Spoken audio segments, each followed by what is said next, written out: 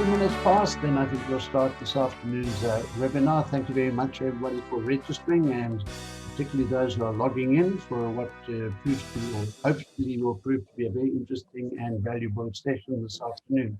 We have 3 guests today. I'll start with Vanda Dickson, who's been with OneVault since inception. That must be about 8 or 9 years now, I would assume, and has become a subject matter expert in this incredible world of speech biometrics. Joining her today, also from nearly 20 years experience in IT, is Bradleigh, also from OneVault, data and product specialist there. And Bradleigh comes with many, many years in the credit environment. Hilario Fiandeiro has been with me for many years. We've worked together, also coming out of the call center industry, nearly 20-something years, if I remember correctly. And Hilario's speciality is, in fact, cost modeling. That's one of the reasons we've invited him along onto this session that carries the theme of show me the money. So we'll be talking today about voice biometrics and how that can, in fact, have a significant impact on cost savings and efficiency in the contact center space. So Vanda, I'm going to ask you first to come in and just give us a high level of OneVault and what OneVault does, and then we'll go into more details about the actual offering. Okay. Vanda? Thanks very much, Rod, and welcome to everybody that's on the webinar today. It's nice to have you here. We certainly think it's an interesting subject, and I hope you will too after the session. I'm just going to pull some slides up so that we can have something to focus on other than looking at Brad, Rod, Hilario, and myself. Okay, thanks. So obviously, just to give you a little bit of a sense of who OneVault is, I think Rod made it clear that we've been in this industry for quite some time. We certainly consider ourselves as an industry leader. Whilst there are other voice biometric technologies, I don't think that there's anybody really that does what we do. So we really have developed a lot of IP in implementing and managing voice biometric solutions, as well as actually helping customers identify whether it's fit for purpose, because it's not necessarily the right solution for everyone. So I think that's a very important data point that we're quite proud of. We don't try to push voice biometrics into the market unless it really is going to deliver some value. In that vein, I think we definitely have African expertise. We are doing some exciting stuff in the rest of Africa at the moment. And we're seeing a lot of traction, as I think you would imagine, for biometrics in the sub-Saharan African market especially. Whilst many of you may think that we have always pushed one technology, the truth is that we are technology agnostic, and we are providing for those people who are going to be buying tech from us and not potentially only consulting services. There are a number of technologies that we can actually share with customers that is, again, will be fit for purpose for their unique environment in terms of what they want it for. So that's just a very quick overview of who we are. We do have a video that we would like to present to all of you, which really focuses on what the topic of this webinar was today, which is all about passive voice biometrics, and to give you a sense of actually how it works and how an agent will go through their experience and what the outcome will be when they utilize it within a contact center. So Rod, let me know when I can hit the next button. Yes, just before you do that, just so that everybody is aware, we do have a Q&A session live, so please feel free to submit questions. Rod, you raised this, and I think it's very important that you take everybody through the slide actually to actually explain what the difference is between speech recognition and voice biometrics. So if you wouldn't mind doing that, that would be great.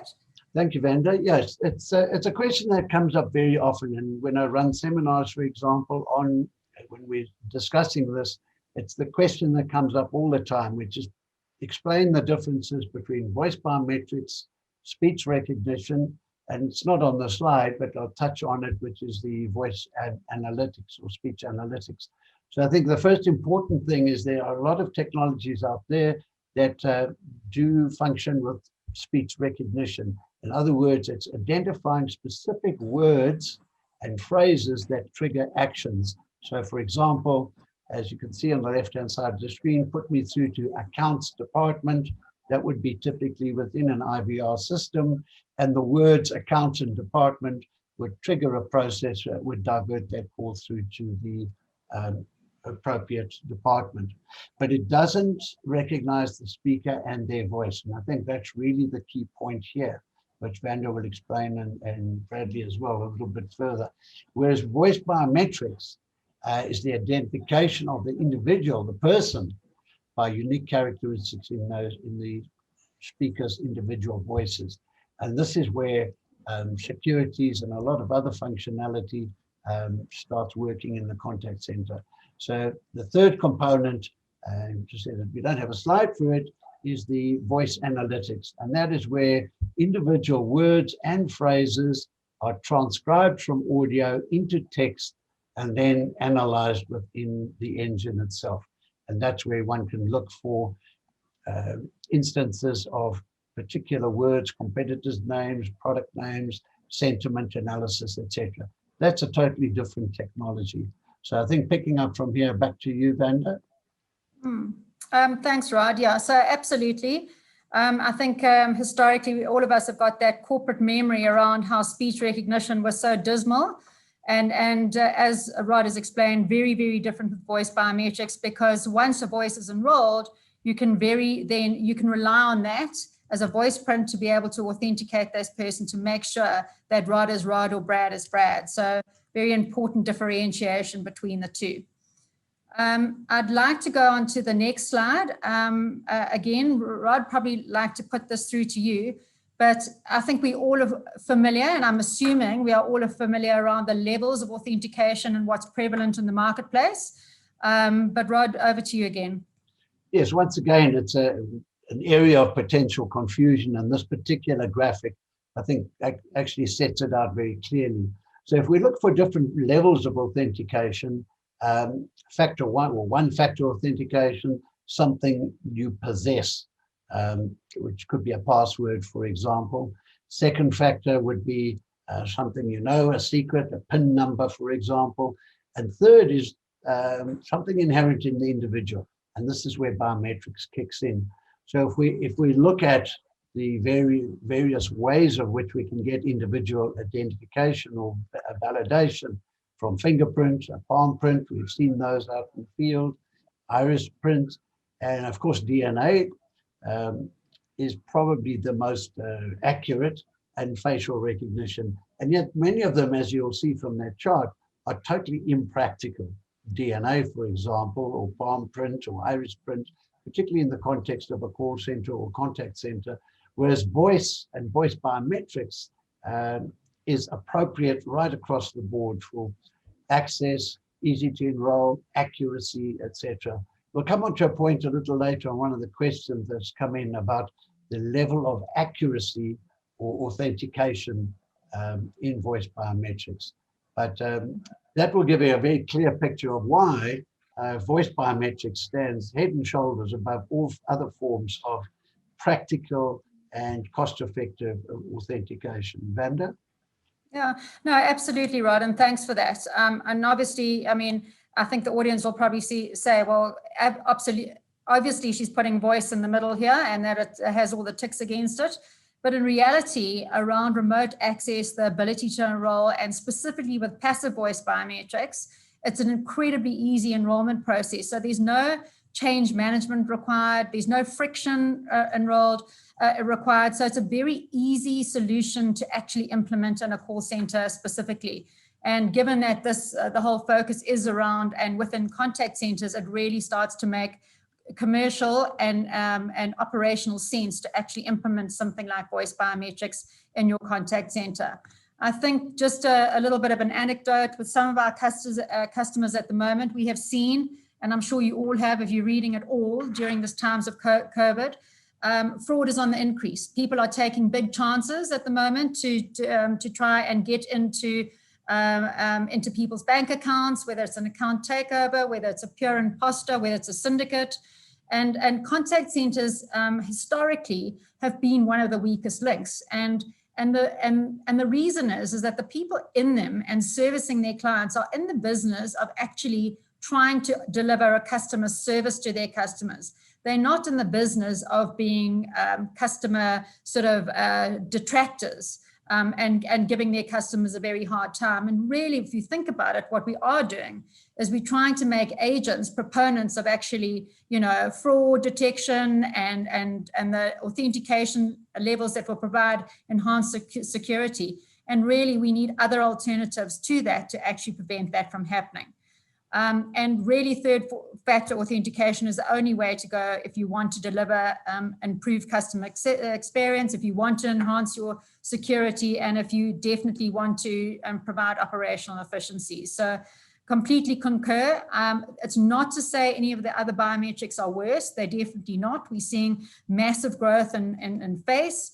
However, within the contact center environment, from a remote perspective, voice certainly is proving to be one of the most viable biometric solutions out there.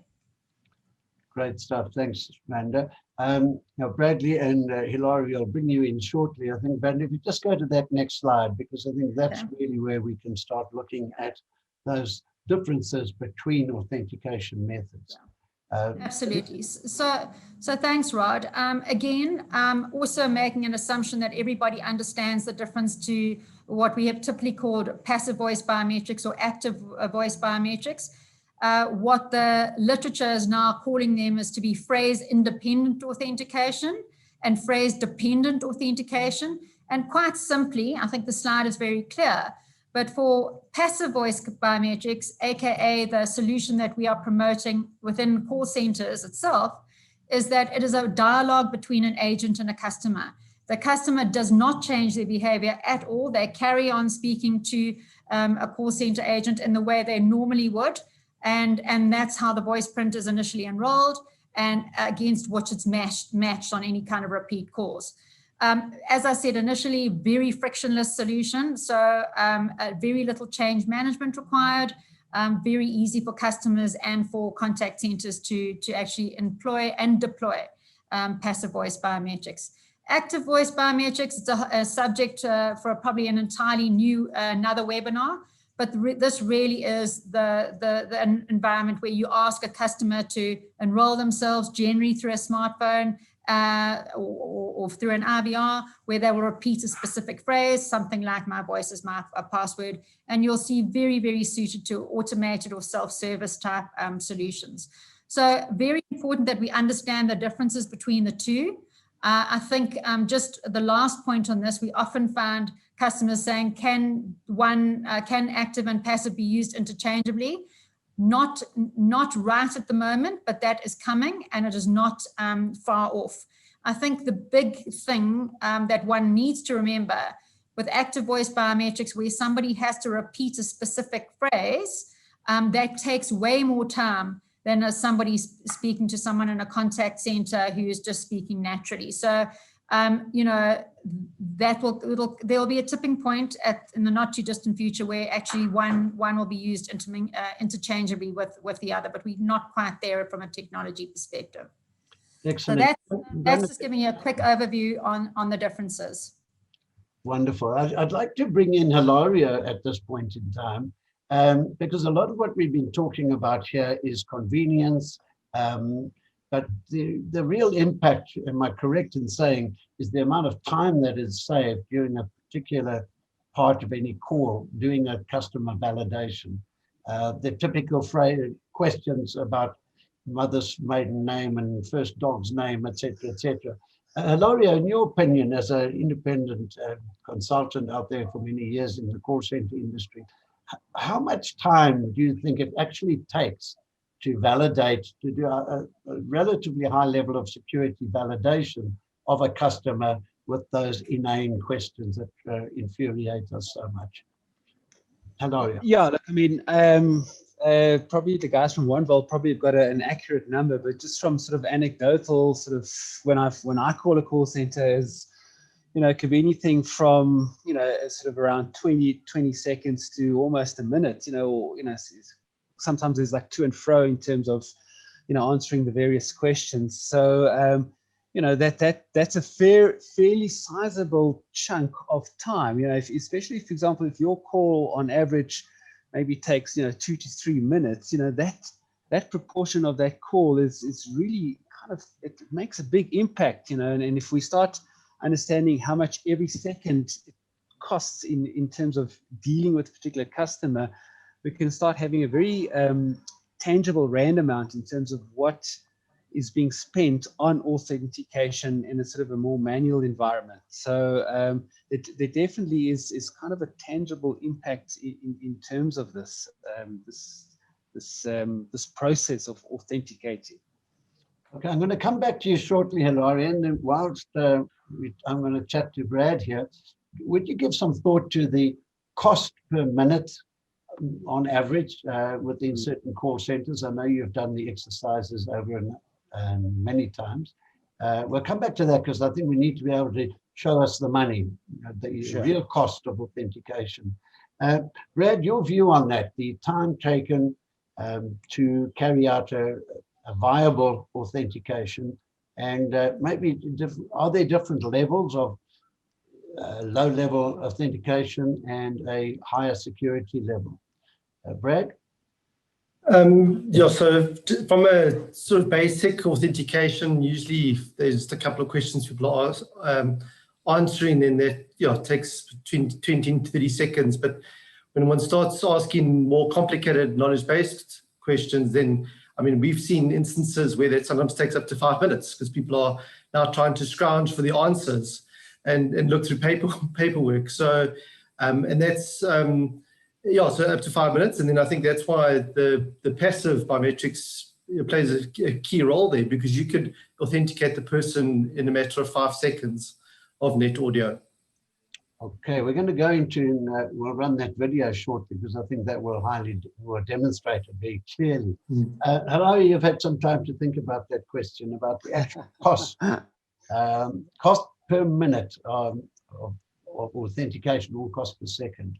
What are your views on that? Yeah, it really, I mean, I'll give you a good consulting sort of answer, but it really depends on various factors around, how much does this cost to run the seed. So if I can just, if work on sort of broad category kind of numbers, and if I'm looking at a particular contact center, obviously some of the factors that really impact the, like the cost per seat is typically your agent costs, and then of course you've got your management and support costs all on top of that, and of course then we've got seat and rent and infrastructure costs. So if I can give like sort of a basic and high level sort of kind of average, is that if we start looking and understanding all the various costs, both direct and indirect, both sort of shared and costs that often get neglected when we're doing these calculations, you're looking upward of around, sort of 20,000, 25, depending on the skill level of the contact center and the agents involved. So if we start looking at those sort of cost per seat numbers, we then have to sort of understand, okay, how many calls are those people dealing with on a regular basis? And this again really depends on how long it's taking for people to answer their calls, and I mean the average handle time and so on and so forth. But if I'm doing again sort of an average calculation where people taking on average about 2 to 3 minutes on a call, we're looking at sort of a benchmark figure of around I'd say around 10 to 15 seconds, 10 to 15 cents per second. We can start sort of adding that up, and we start making, okay, that means like a cost per call minutes is around sort of 5 to 7 minutes. But so there'll be a range of numbers, but I think we start breaking it down. We can understand that the sort of ballpark figures are around, for example, if you're talking a cost per call minute, depending around 5 to 8 rand per minute, and then you sort of breaking down per second. So, once we start doing those calculations, we can get a really good idea in terms of, okay, this is the specific ROI in terms of investing in a particular technology, in this case, voice biometrics. Okay, so that's the first indicator we have, in fact, of show me the money. So we're looking at, upwards in 5 to 8 to maybe I've seen operations running at 10 to 15 Rand per minute. So the time saved in the authentication process is substantial. Vanda, would you comment on that? Yeah, absolutely, Rod. I mean, I know you can go to the Insta, and we do business cases like that, similar to Hilario, which he has got a much broader mandate to look at a whole heap of things. But invariably, many contact centers don't actually understand their true cost because of Hilario's point of all the things that they don't add in. And if you don't want to go to that detail, that's fine. But just think about this. If you own a contact center who has got maybe a large bank, for instance, who has many, many millions of calls per annum, and on average, what we're seeing across the board for customer service type call centers, there is generally a repeat call rate from between 30 and 40%. You just take those hardcore numbers and you just know that you can actually shave off authentication by that percentage. It's massive. We have seen, and we've done the calculations where the ability for an organization to save is actually mind-blowing, because the agents do not need to go through any of those knowledge-based authentication questions whatsoever. In some instances, a contact center may even understand who's calling in before they even pick up the call. They could have caller line identification, which then pops the CRM, and basically the agent will do one confirmation to like, hello, Mr. Jones, how can I help you today? Mr. Jones will say, yeah, thanks very much. And immediately that the voice print that's been saved from a previous conversation will, within 5 seconds, in terms of what Brad said earlier, will be able to pop to the agent during the monologue from that customer to say that it is that person. So Hilario is right. Authentication times as a part of AHT varies quite substantially in different call centers. But if for any of you who do phone into call centers, is that, you will find with maybe the randomized knowledge-based authentication questions, which even the agent doesn't know the answer for, quite often people fail that and they are the legitimate person. And then they start the next set of questions again. So add those two things together, you are looking at least at 20 to, in some cases, a minute and a half of authentication. If you can authenticate all repeat callers between 5 and 10 seconds, you can easily do the maths as to what the potential saving is in the call center from AHT perspective, and very, very importantly, all the qualitative benefits. So improve an NPS or whatever your customer service metric is. The potential to mitigate fraud. It's a very unadvertised number for obvious reasons. But if you apply all of those metrics together, you can really see massive savings in your contact center and huge benefits, both qualitative and quantitative. And you raised a point there. Sorry. And it also, one of the questions coming up from the floor, and it's really going to be directed at Brad, is, let's face it, no names, no pactual. A lot of talk recently about a certain mega breach, security breach in data fairly recently. Now, in the event of something like that, a major data breach, how practical is voice biometrics, and how can that assist in situations such as major breaches? So, I mean, we just look at the data breach, I mean, if with the data that was out in the open, I mean, that answers a lot of the sort of knowledge-based questions that many corporates actually ask.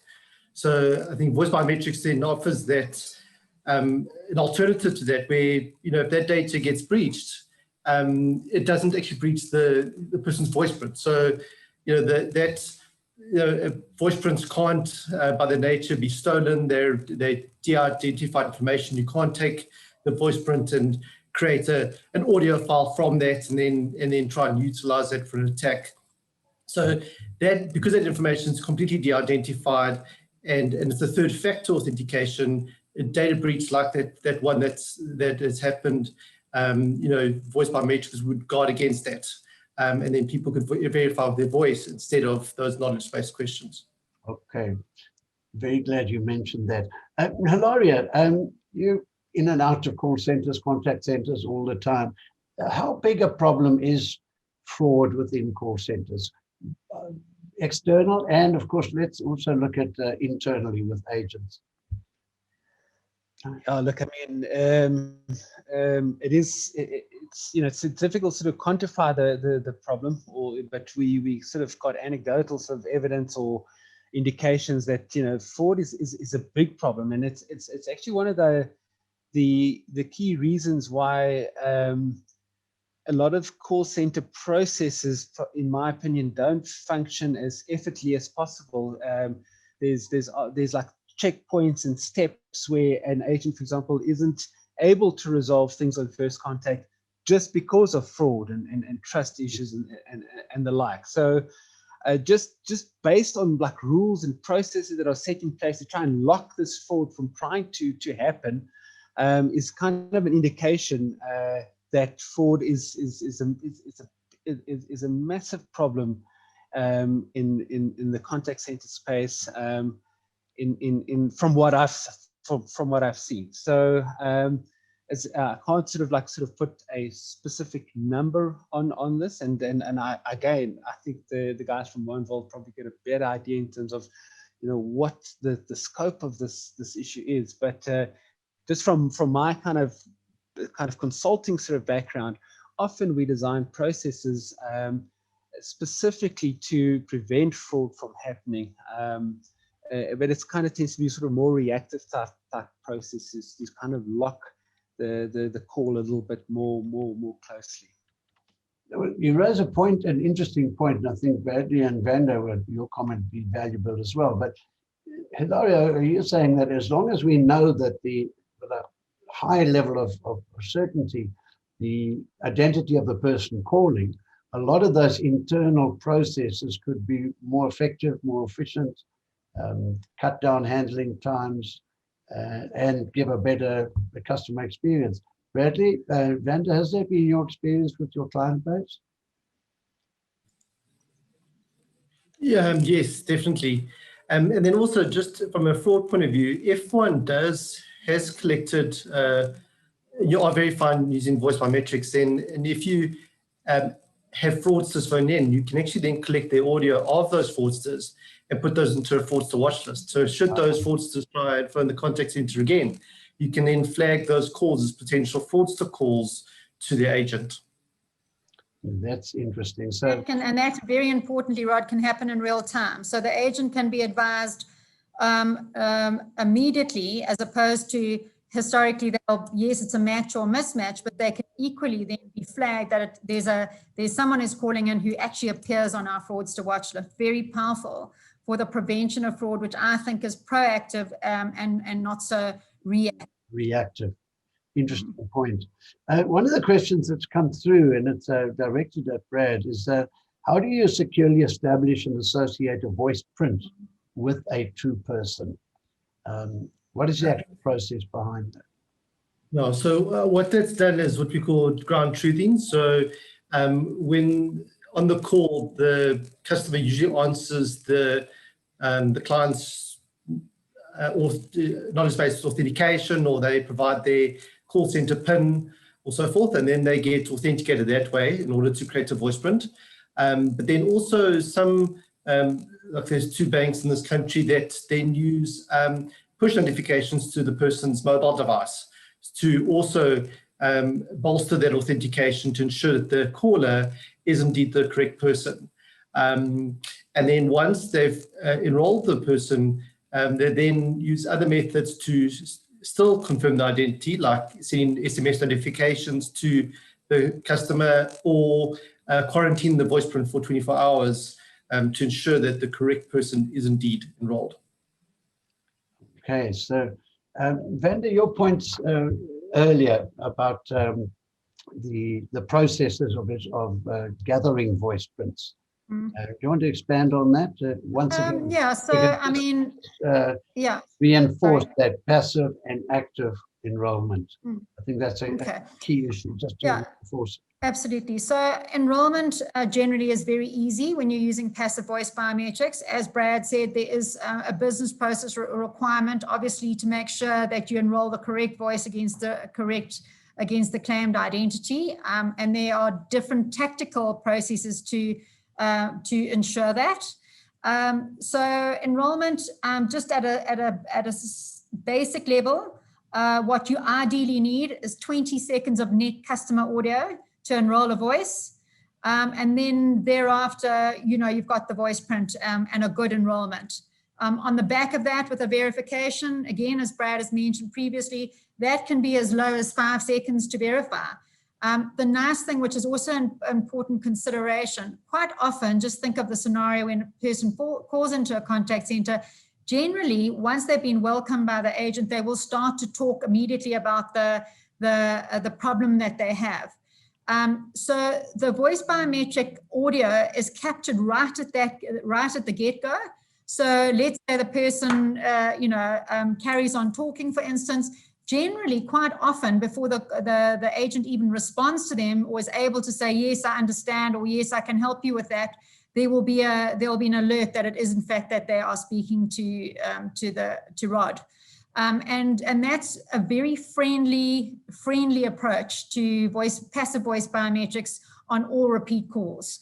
So as I said, very easy enrollment process and no friction. I think just one step back, you mentioned around inclusion. So we are also able to enroll all contact center agents' voices into the system. You could create a watch list against them if you chose to, in which case that would also help address some of the fraud issues around internal collusion. If you know that a person, for instance, that used to work there or works there and is calling in on their day off because they know how the business process works, those are other tactics that you can deploy to actually assist with that kind of fraud prevention. Interesting. Another question's come up about utilizing existing recordings, and once again, I think it's directed at Brad. Can we utilize existing recordings to enroll customers or individuals into the system without having to go through a specific recording process? Definitely. If you've got the audio happens to be the right format, for example, stereo, and you've got the able to determine the customer side or mono customer side only, and it's unencrypted, and you can link that to a specific identity, then you can definitely use that to bulk enroll customers into the system up front, and then potentially just verify them using the KBA on the first verification call, and then mark that as an authenticated voice print. But if you've got the recordings in the correct format, you can most definitely use those to pre-enroll. So in a practical example, just correct me if I'm wrong, I call my medical insurance company. They put me through the usual verification process. There's ID number, mother's maiden name, dog's first favorite dog, etc. Without asking me specifically to enroll, can that be flagged for the next time I call in? I would float through to the agent and they would know it would be me. Is that the practical way in which it works? Yeah. Exactly that, Rod. You've got it. Okay, well then I feel a lot more comfortable with that. Yeah. Hilario, once again, as a consultant out there in the field, also listening to a lot of calls, I'm sure, to what extent do customers feel frustrated by those security questions that agents are typically forced to ask in order to authenticate? What's your feedback from a customer point of view? Yeah, look, I mean, I think that's you're alluding to a very good point in terms of there's not only like a financial source of value, there's also kind of a customer experience source of value for adopting the technology like voice biometrics, because it does kind of offers kind of a stress relief value in a way, because often, the whole process of going through the various authentication type questions is both stressful for the agent and quite sort of repetitive, and for the agent and for the customers it's quite a nuisance. So absolutely, in terms of offering kind of a stress relief value, in terms of making it, like taking the edge of like failing a potential authentication test, which I've done often, and you can feel the raw emotion in it, and really the frustration around for the customer as well as the agent. So I think from that point of view, that's got enormous value in my opinion. Okay, interesting. Vanda, that takes us into the space of customer experience. So what has been the experience that you've had with your clients in maybe an increase in customer satisfaction index or NPS? Yeah, absolutely, Rod. So one of our customers, when we initially rolled out with them, and it was quite so it was the initial rollout component, the feedback from them was they had already seen a 10% increase in NPS, which is absolutely massive. So no more of the very irritating, frustrating interrogatory questions. Like Hilario mentioned earlier, on the odd occasion that I call in, I often fail, to be honest. And it does make you quite stressed. And then the agent generally doesn't know shouldn't know what the correct answers are and what the incorrect questions are. And you go through the process again, and then you start feeling very stressed to think that, what's wrong. But quite often, the data that's been included to ask people knowledge-based authentication questions is either outdated, or quite often, people don't realize that they ask both positive and negative questions. So they may ask a question, for instance, did you work at PEP? And then the customer gets irritated because their immediate reaction is, well, why are you asking me that question? Don't you know who I am? I've never worked at PEP. And the AHT, it takes even longer, increases dramatically, because now the customer is actually irritated because that's very rarely not explained to them. So absolutely, it's a huge thing. We've seen customer experience improve. Another anecdote, one of our customers, when they first launched, they did communicate to their customers by various channels. Customers initially, in some cases, were perhaps a little bit hesitant, thinking that, to Brad's point earlier, maybe somebody could, my sister could call in, or somebody could actually try and use my voice through I never can say that word, a synthesizer. One of those. Yeah. And now actually that particular client is 100% customer adoption. Initially they had, I think, Brad, correct me, I think there were about 6 customers who initially said they weren't prepared to be authenticated by their voice. And now that's gone down to 0, because they have realized that having to be subjected to those questions is just so tiring and so irritating. So we've definitely seen that there's a massive, massive improvement in customer experience. Interestingly, the customer that I'm talking about, their whole driver was customer experience. That was the biggest driver for them. They didn't really care about anything else. However, subsequent to their implementation, the fact they've been running it for a couple of years now, they have definitely seen the reduction in AHT, and that's a benefit. And whilst, again, they luckily don't suffer from major fraud, they've also been able to stop certain imposters trying to call in. So they're basically seeing all 3 benefits, even though the initial driver for them was purely customer experience. Excellent. We're getting some really cool questions coming in off the floor, Vanda.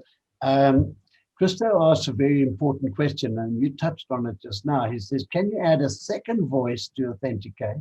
For instance, yes. Short-term insurance in a husband's name, but the wife phones in to register a claim. Now that's a fascinating curveball. Yeah. So Vanda or Bradley? So Brad can go into detail with that, but one of our clients who is a fund manager, they have both scenarios. They both have a husband and wife kind of thing that will phone in against a certain, maybe an investment account. And they also have brokers that phone in. So think about this scenario where a broker is phoning in from a very large brokerage. They generally had to give their broker number, and that was their authentication, and that was done. But obviously you can imagine in a very big brokerage, there could be fraud. There could be a so-called broker phoning in and moving money, you know, into their own account or someone else's account. And how would the contact center know any difference? So absolutely, you can set up hierarchies. You can set up accounts that have multiple voice prints against them. The big thing is that voice biometrics is always a one-to-one match. So if you are going to have Rod phoning in on his account, we would know that Rod's ID number is 123 and it's Rod. You would also know that Rod's sister is, you know, or wife is, you know, Christine, let's say, and her ID number is 567. And so you would be able to group that against a single account, but you do need to singularly identify on a one-to-one match. Brad, do you want to add anything to that? Yeah, I mean, the other example is like a medical aid, where you might have multiple members on the same policy. So you could you could phone in and say, give the policy number, and then we could verify the voice against all the voice prints that are linked to that policy number. That's also a possibility. Okay. Two other questions. Peter, we're going to come to your POPIA and GDPR shortly. So I'm just going to park that for a second. Jingai asked, kindly elaborate on how this can be used for telco RICA process. That's an interesting one because that's certainly high volume. Vanda or Bradleigh?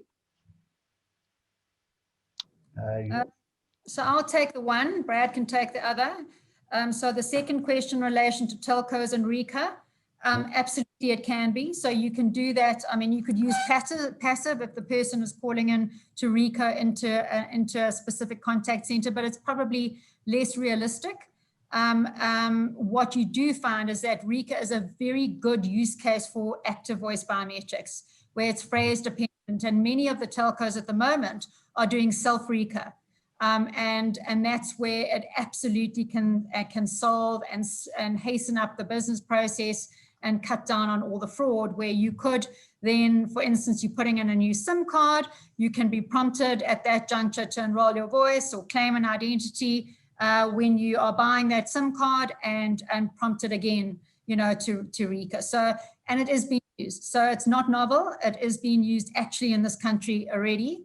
But that uses the active voice biometric solution and not passive. Okay, excellent. Then, Vanda, you've got a slide on the POPIA GDPR regulations, I believe. I do. Just let me page down here quickly.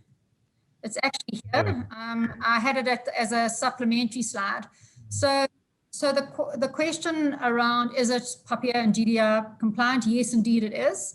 I think that there are components where you need to get explicit consent or implicit consent. So in a passive voice biometric environment into a contact center, you will often hear the recording or the agent saying, please note that this call is recorded for quality and training purposes. You have to actually add in the component of saying this call is recorded for security purposes, and then you are compliant, because it's up to the bank then to make the decision on how they are actually putting in practices to make sure their clients are safe and equally that they are safe. So absolutely it is. There are one of our contact centers that we deliver the service to actually mentions that they are going to be using their voice in the IVR, so it's very clear.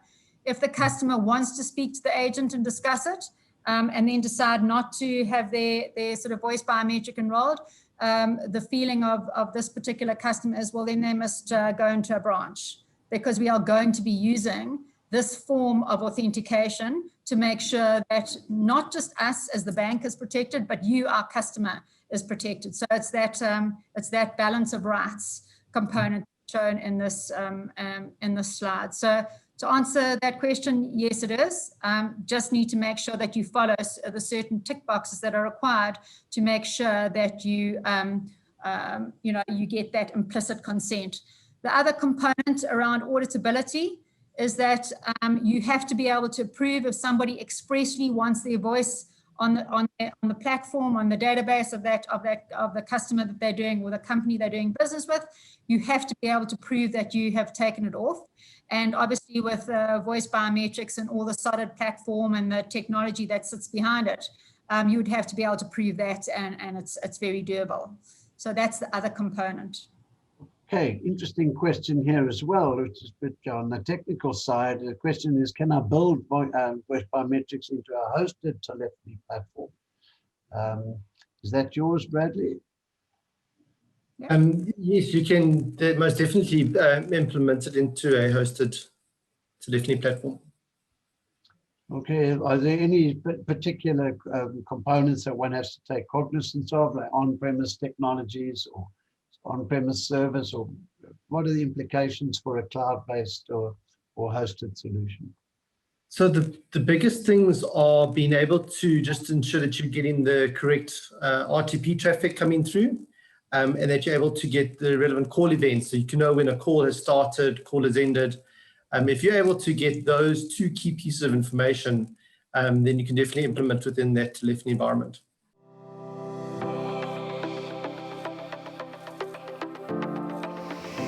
What if you could authenticate customers with just one question? Good morning, Ms. Henson. How are you today? Our solution, Passive Voice Biometric Authentication, enables call centers to verify customers within seconds of customer talk time, making it easy to mitigate fraud by making sure callers are who they say they are. Make your customers feel safe since you're using state-of-the-art voice biometrics. Experience immediate and significant savings on your average handle time from repeat callers.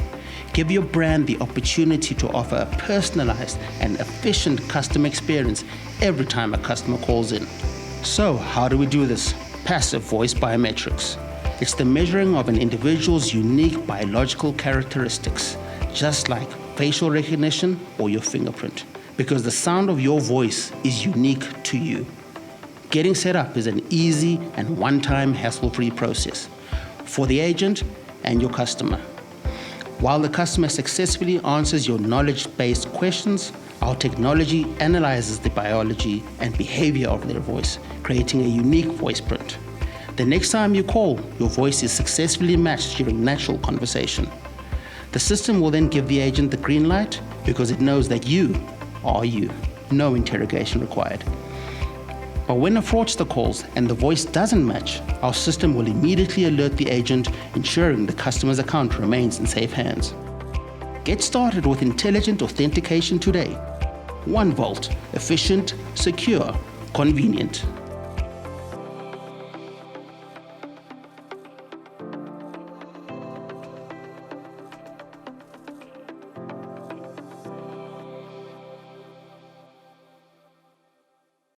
Okay, going to do a quick round robin here. Hilario, just from your point of view, show me the money. You're the expert in that. In your opinion, passive voice biometrics as a, and let me phrase it differently. Passive voice biometrics question, ROI. What would you look for then? Yeah, there's kind of various sources of value, and I think one of the ones specifically to passive voice biometrics is kind of the effortless nature of it, which then obviously means greater adoption. And once you got greater adoption, you're on the road to getting better ROI. And obviously the ROI comes from your sort of financial aspects around saving AHT, but also your preventative aspects around fraud prevention and the like. And obviously we also touched ROI in terms of a better customer experience, where you're not failing or you're not stressed about failing a test, but you are being authenticated. So that's it's kind of a holistic sort of or various sources of value that I'm that's pretty exciting around the technology of voice biometrics. Thanks, Hilario. Brad, just to touch on a wrap up on this security and security of, I'm trying to look at it, the security breaches we've had. That's what I was trying to get at. the role of voice biometrics in mitigating risk associated with security breaches. Just a round off on that. I think voice biometrics offers a better alternative to the traditional authentication methods, and thus making access to the contact center more secure. Excellent, thanks. And Vanda, just lastly, just to round off on that, call to action. What if people watching this webinar are no doubt intrigued, interested, what are the next steps and how would you invite them? So, I mean, obviously I'm biased because I have been at OneVault for close to 9 years, but I honestly think it is the most incredible technology, and it delivers serious business value. And if it's adopted and it's rolled out and it's endorsed by execs in terms of understanding how it can save their money, and it does. It's actually incredible. The other very important point to make as well is that we didn't show the slide, but there are so many use cases that can be applied to passive voice biometrics. So, for instance, in a collections department, especially for those in collections department where it's in-house, quite often, initially in the early phase of debt, for instance, they speak to customers many times in that period of, say, either 3 months. Imagine if you didn't have to authenticate people and you could just confirm that you are speaking to Rod, no questions asked, because it's very difficult, especially on outbound calls, to start then quizzing a person on who they are when you're phoning them. So there are some really big benefits in that particular area. High risk transactions, massive opportunity to actually add that level of authentication that gives everyone peace of mind. And I think, so that's, a very big part of it. And then if you look at nothing else except repeat calls in your call center and how you can save money on that, again, that in itself is a business case that will deliver value. So absolutely, we think every contact center should have this. And we think there's a proper use case for those. However, what I do say, and I think Hilario would concur with this, we are also able to come into a customer environment and do an assessment with them to say, okay, let's have a look at your business process, where you're going to get the value out. And if it's going to deliver value, then go for it. If it's not, and you can look at something else or carry on the way you're doing because it's acceptable to you, then go that route. But we're very happy to do those assessments for contact centers as well. Excellent. Well, thank you very much to our panel, Vanda, Brad, and Hilario, for your inputs. It's been absolutely fascinating. I think it's answered a lot of the questions around this really topical issue of security and cost savings. So definitely, in my opinion, we're going to see an ROI in deployment of this type of technology. So thank you very much to everybody. The link will be to the recording will be sent out to everybody, so you can share that with colleagues. We'll also send the link to the recording of the video, and as well as contact details for Vanda to pick up and follow through if there are any specific questions or queries or opportunities. So from our side, from Contact Center Showcase, thank you very much for spending this time with us, and we hope to see you again on future editions.